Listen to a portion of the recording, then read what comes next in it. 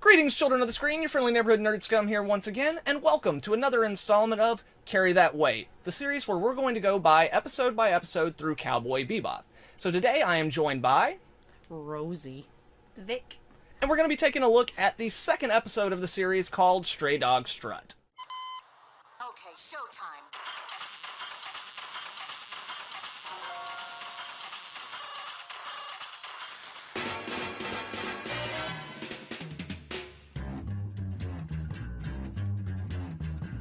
I think it's time to blow this scene. Get everybody in the stuff together. Okay, 3, 2, 1, let's jam.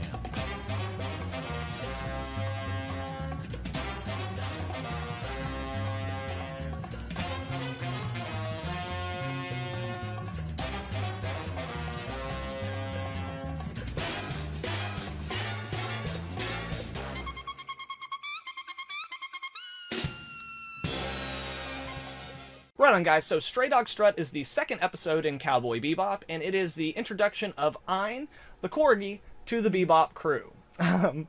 And basically the episode starts off with them getting a bounty for a guy named Akeem, and they start to go after him, and it turns out Akeem has stolen this data dog, which is like a corgi that is genetically altered to be super smart. And so in the process of chasing him, by the way, the character is based on Akeem Abdul-Jabbar, which is really awesome. In the process of chasing him, eventually Ein becomes a member of the Bebop crew. So, guys, what did you guys think of episode 2 of Cowboy Bebop, Stray Dog Strut? All the animals were the best. The turtle on the animal person. I can't Lady? even think it. The pet shop lady. Thank you. I was like, what is it called? Yeah. It's called a lady. She's got a f***ing living turtle as a hat. I know. I was like, Honestly. he popped out and I was so happy. Like, I Yeah. didn't think I would be that happy. You were about a like, is turtle. that just a turtle shell? I was like, just wait for it, man. Just wait for it. Like, stop it! You're ruining the moment. Because, yeah, like, the show's really big about setup and payoff, so a lot of times if there is something in a shot where you're like, what the fuck's up with that? They're normally going to address it, or it's usually, you notice it for a reason most of the time. Like, a good example is, like, the first time we see the pet shop lady, the turtle on her head is literally in the center of the frame, so it's like, and everything, all the lines and the artwork draw your eyes to the center of the frame anyway. So, yeah, like, they're definitely setting it up for something. How about you? What did you think? Other than all the animals. Yeah, sorry, I took that one. Honestly, though, I think I liked it better than whenever I watched the first episode because it was a little more light-hearted. Yeah. Like, don't get me wrong. I love me some dark anime, but I need some contrast in there. gotta like, get- Yeah, We gotta totally. get the angst, but we also gotta get the happies. Right. Yeah. And the first episode is straight up a noir western. It's very like... Which I think is very fun in anime. Oh, no, yeah, it really is. And later on in the series, they do a lot of fun things with that idea. But that first one was mostly like, hey, guys, you like old school, like, gritty westerns, you like noir, like, this is our take on mixing those together in a sci-fi environment, and it will be the base tone of the series. Because, like, once you get to the end of the series, it gets pretty dark, like this episode again. The biggest difference is you've been with the characters for so long, you're invested in it more. So it matters more to you. It's But usually how it goes. yeah. I can invest it You come easily. from the I'm sto- already Come invested. from Right. the story. I can't English. You come for the story and you stay for the characters. Right. And, like, I think the show, for the first episode, they have to set you up with something that's, basically, it's the core tone, and then all the other tones are added on top of it. So even once you start stripping off those other tones, you still have a show that's recognizable to you as the audience. So I take it you guys liked Ein, then. Yes. Yeah. Everybody likes Ein here. Of course he does. Y'all can He? hold that. Again with my English. Hold up. Alright, that works. But yeah, Ein's Who needs a fantastic. parent? Definitely the smartest character on the show. And this episode is a really fantastic introduction to that character.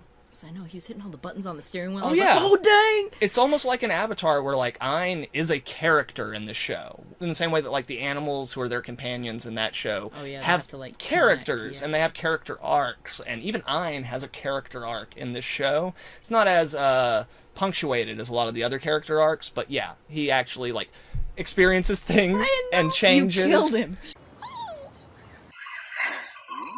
A Welsh Corgi. They're very sweet, but you see them everywhere. I'm afraid they're hardly a rare breed. Well, how much is it worth? I mean, You could sell him for about 2. What would you say is, like, your favorite thing out of this particular episode? Well, I mean, I already kind of said my favorite, but I really liked whenever they did the whole, seems that way. Yeah. Seems that way. He was just done. He's Yeah. like, no, I'm not going to even acknowledge you anymore. You can just have seems that way. Yeah, and every time they do it, it is one of those things where the longer it goes on, the funnier it gets. And I kept waiting for there to be like a proper payoff to that, where like the other guy would get irritated, but that's not the joke. The joke is just that like this guy is so done. And then I love later on though, like when they set on the dog whistle, like those two guys are great supporting characters for this episode. They set off the dog whistle, and he's like, "Is it on? I can't hear it." Then do it.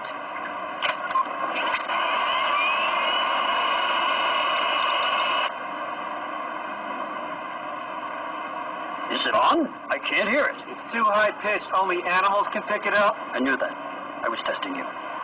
Those two guys are really great supporting characters and very indicative of the kind of supporting characters comedically that'll keep showing up in the show. Which is...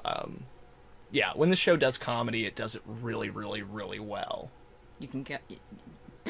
English, but, I can always get really into a show through the comedy. That's what I was trying to say. They set up the characters and you're like, oh, okay, cool. But then when they start adding the comedy to it, that's really the episodes that make you more endeared towards the characters and to the world. So that by the time we get to the end and it gets all crazy and like dark, like you'll probably cry your eyes out. I cry a lot anyways, so I mean... I always want to cry, but I'm dead inside. And for you, what was your favorite thing about it? Okay, honestly, you already know what my top favorite thing is. I do. It's everyone's favorite. Yeah. But, okay, I do really like how it's, like, cowboy sci-fi. Yeah. Mostly because, you know, like, Firefly, for instance, because I love Firefly a lot. Yeah. And this show, while they're clearly not the same world, they easily could be the same universe. Yeah, like, it's also kind of got, like, a steampunk feel. Yes, it does. That's kind of, like, really, yeah, because a lot of, like, I don't know, it's not noticeably modern-day steampunk the way it's become, but it definitely has that mixing of eras and genres and stuff that, like, personifies steampunk. There are lots of, like, old machinery and stuff, but they're more 1920s, 1930s machinery, which is so close that, like, you still get that aesthetic feel while it's still actually grounded more in, like, the noir material that it comes from.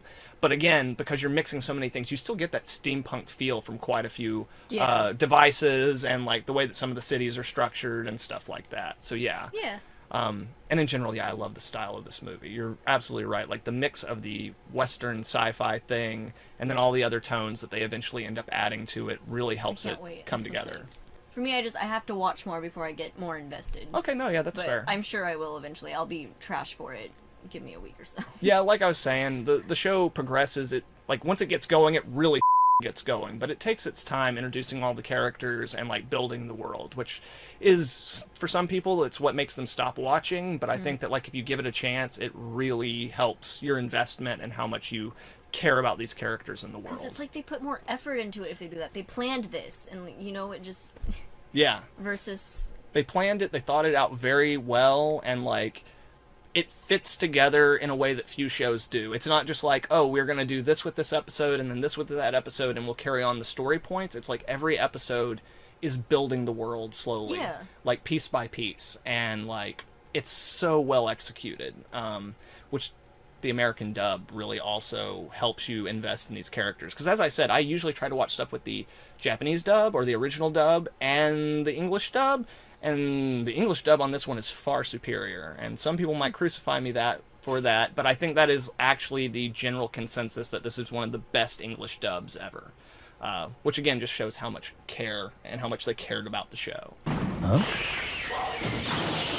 My babies are all running away! Somebody help! Oh! There it is! All right. Huh? Huh? That was Hakeem. What the hell's going on around here?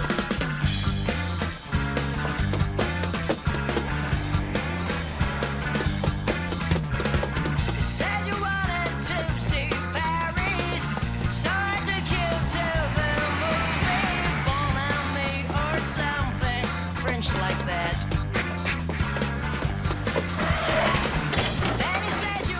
Alright guys, so now comes the point in the video where I have to ask, what'd you hate? Or, you know, like, what didn't work for you? I don't hate anything, unfortunately. I wish I could. But anyways, oh yeah, true. But I meant in the show, you know. Yeah, I guess, but We just start talking about all world problems. Right.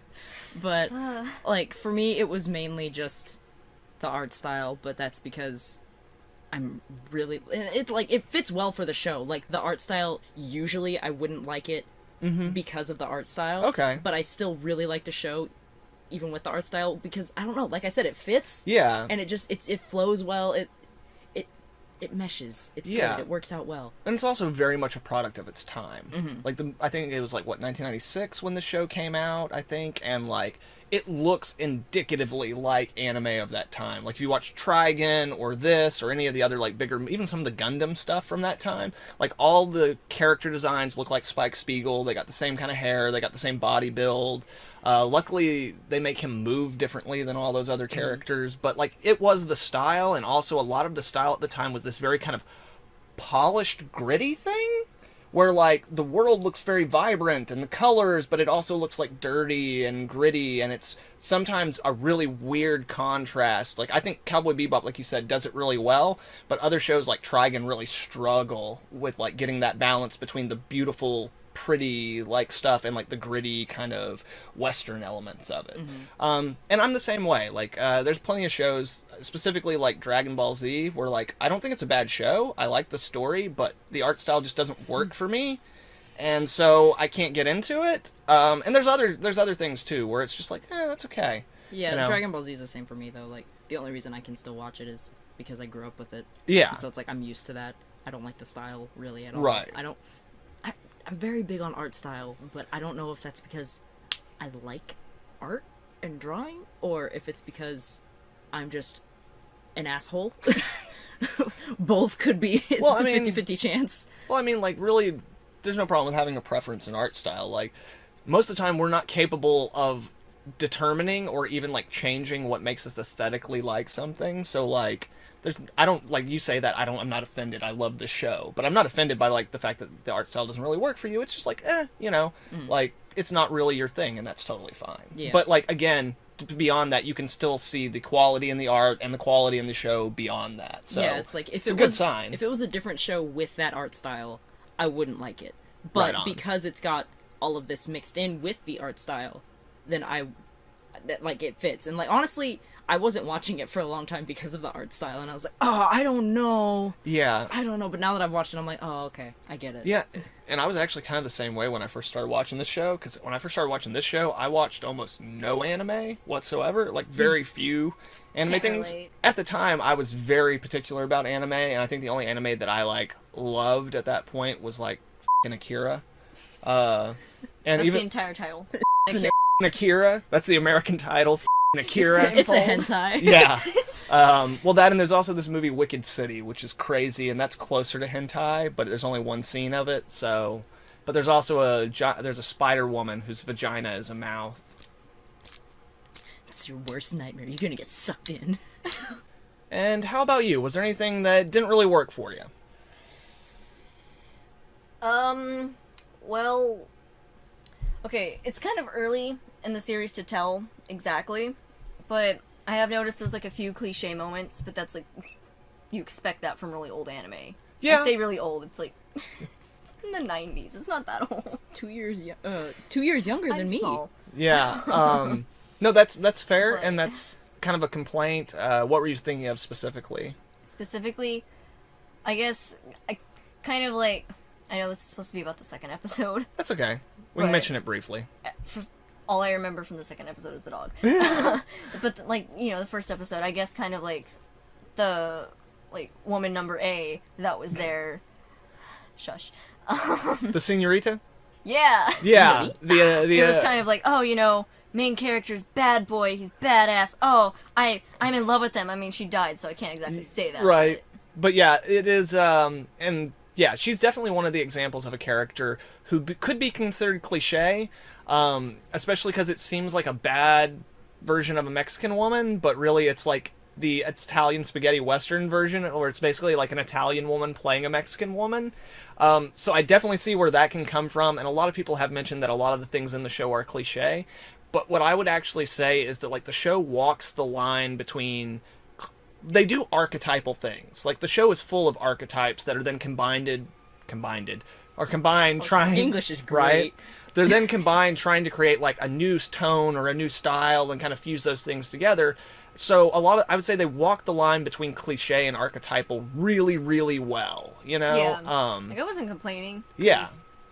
All anime has at least some kind of cliche in there. You can't Right, escape absolutely. It. And in general, just media in general. Like, if you could read a novel, a comic book, or watch a movie, or listen to a song that has nothing you've ever heard, or anything that hasn't been so oversaturated that, like, it just bores you to tears, that would be a miracle.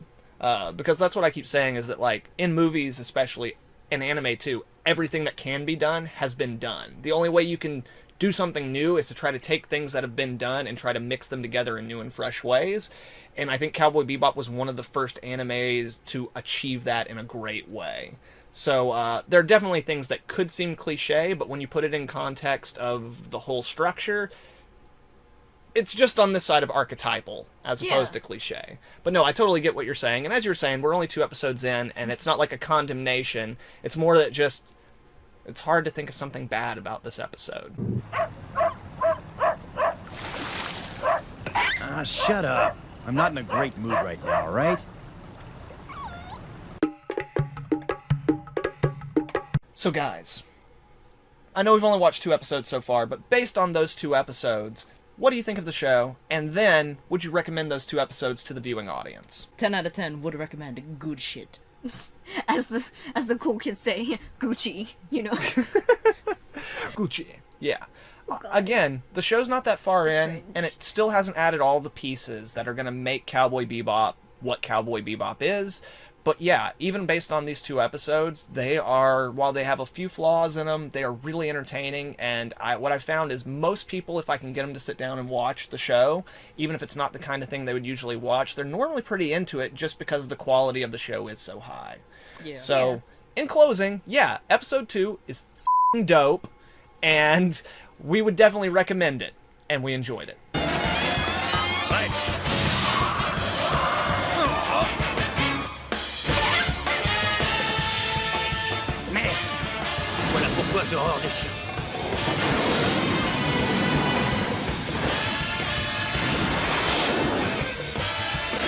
Right on, children of the screen, thank you very much for joining us once again for the 2nd installment of Carry That Weight. Adios. Yeet.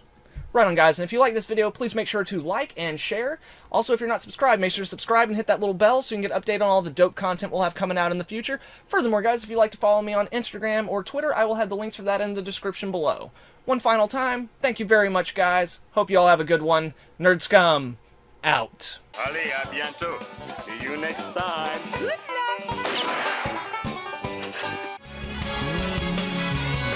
The real folk blues 本当の